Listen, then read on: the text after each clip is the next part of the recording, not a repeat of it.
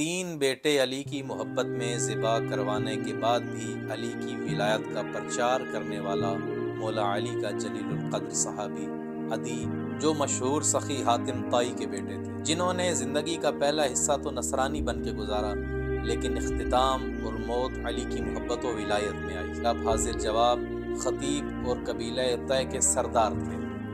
ان کے اسلام لانے کی داستان یہ ہے کہ 9 ہجری کو رسول اکرم نے مولا علی کے ساتھ ایک لشکر اسلام قبیلہ طے کی طرف بھیجا۔ مولا علی کے وجود بابرکت کی وجہ سے اسلامی لشکر فتح یاب ہوا۔ عدی نے جب علی کے ہاتھوں اپنے قبیلہ طے کی ہار کا منظر دیکھا تو قیمتی سامان لے کر آپ شام نکل گئے، اور قبیلہ طے کے جو افراد بچ گئے تھے اسلامی لشکر نے انہیں قیدی بنا لیا۔ ان قیدیوں میں حاتم طائی کی بیٹی اور عدی کی بہن بھی تھی۔ جب قیدیوں کو رسول اکرم کے سامنے پیش کیا گیا تو عدی کی بہن نے کہا، یا رسول اللہ، میں نے آپ کے اخلاق کریمہ کے واقعات سنے ہیں، ایک سخی باپ کی بیٹی ہوں، میرا یوں قید ہونا میرے لیے شرمساری کا باعث ہے، میں آپ سے گزارش کرتی ہوں آپ مجھے رہا کریں۔ رسول اکرم نے کہا، میں تمہیں تمہارے باپ کے رویے اور کردار کی وجہ سے آزاد کرتا ہوں، اور تم جہاں جانا چاہو وہاں خیریت سے پہنچانا بھی ہماری ذمہ داری ہے۔ تو یہ کہنے لگی، یا رسول اللہ، میرا بھائی عدی شام رہتا ہے، اگر آپ مجھ پہ احسان کریں تو مجھے شام تک پہنچا۔ رسول اکرم نے انہیں شام پہنچانے کا بندوبست کیا،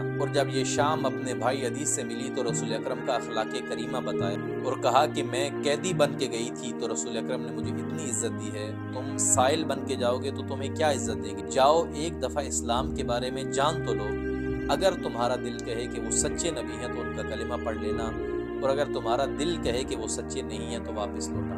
عدی وہاں شام سے چلتے ہیں اور رسول اکرم کی خدمت میں حاضر ہوتے ہیں، اور جب انہوں نے رسول اکرم کا اخلاق، ان کے کمالات و معجزات دیکھے تو رسول اکرم کا کلمہ پڑھ لیا، اور رسول اکرم کی وفات کے بعد ان کی وصیت کے مطابق مولا علی سے محبت کی اور ان کی خدمت میں رہے، اور آج مولا علی کے جلیل القدر اصحاب میں سے عدی بن حاتم الطائی کا شمار کیا جاتا ہے۔ اور عدی مولا علی کے ساتھ مختلف جنگوں میں بھی شامل رہا، جنگ جمل، جنگ نہروان، جنگ صفین میں عدی شامل تھا، اور مولا علی کی محبت میں اتنے جوش سے یہ لڑتے تھے، اپنی جان کی پرواہ نہیں کرتے تھے، اسی لیے ایک تیر آنکھ میں لگا ان کی آنکھ ضائع ہو گئی۔ اور صرف علی کی محبت میں خود نہیں لڑتے تھے بلکہ اپنے بچوں کو بھی علی کے ساتھ جنگوں میں شرکت کے لیے لے جاتے تھے، اور یوں عدی کے 3 بیٹے علی کی محبت میں ذبح کیے گئے، ان کا گلا کاٹا گیا۔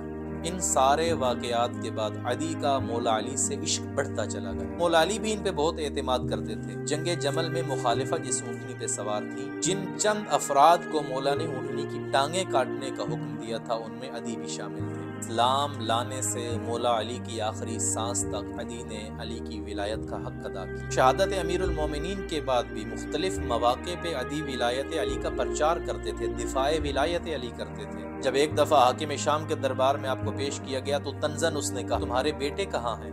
کہا وہ لشکر علی میں تھے اور جنگیں لڑتے مارے گئے۔ حاکم شام نے تنزن کہا کہ علی نے تمہارے ساتھ ناانصافی کی ہے، اپنے بیٹے بچا لیے ہیں اور عدی تمہارے بیٹے مروا دیے ہیں۔ یہ سننے کے بعد ان کے چہرے پہ پریشانی کے آثار نمودار ہوئے۔ کہا حاکم شام، ناانصافی علی نے نہیں بلکہ میں نے علی کے ساتھ انصاف نہیں کیا۔ حاکم شام تعجب میں آ کے کہتا ہے کہ تم نے علی کے ساتھ کیسے انصاف نہیں کیا؟ تمہاری آنکھ علی کی محبت میں ضائع ہوئی، تمہارے 3 بیٹے علی کی محبت میں مارے گئے۔ عدی بولا، ہاں میں نے علی کے ساتھ انصاف نہیں کیا، علی دنیا سے چلے گئے اور میں اب تک زندہ ہوں۔ ایسا عشق، ایسی محبت تاریخ میں دیکھنے کو نہیں ملتی، اور محبت کی سچائی کی دلیل یہی ہے کہ جب محبت بڑھتی ہے تو امتحان بڑھ جاتا ہے۔ حق کے محبت بھی یہی ہے کہ جب بھی محبوب کے نام پہ کوئی قربانی دی جائے تو شکر ادا کیا جائے۔ اور میں اکثر دعا کرتا ہوں ولایت علی کی تبلیغ اور پرچار کے لیے، پروردگار ہمیں بھی مشکلات میں ڈالے، ہمیں بھی پریشانیاں دکھائے، اور ان پریشانیوں میں ثابت قدم رہنے کی توفیق عطا فرمائے۔